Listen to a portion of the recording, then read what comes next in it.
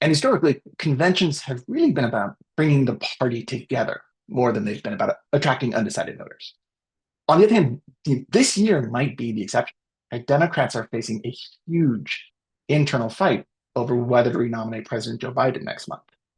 And the GOP convention is coming at the perfect time for Republicans if they want to capitalize on concerns about President Biden's age and fitness for office.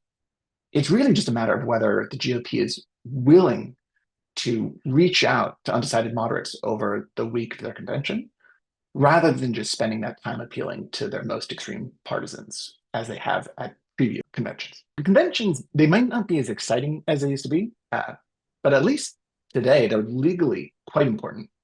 And that's because a candidate doesn't officially become the party's nominee until they're voted into that role at the convention.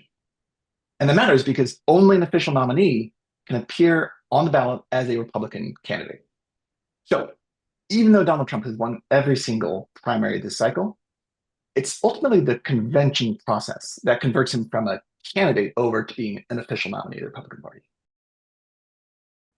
The proposed GOP platform really focuses on immigration and bread and butter economic issues and says a lot less about hot button social issues like abortion.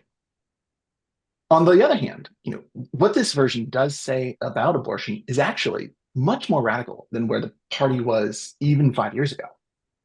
So since the Supreme Court overturned Roe versus Wade in 2022, conservatives have shifted their attention to a really controversial legal concept called fetal personhood.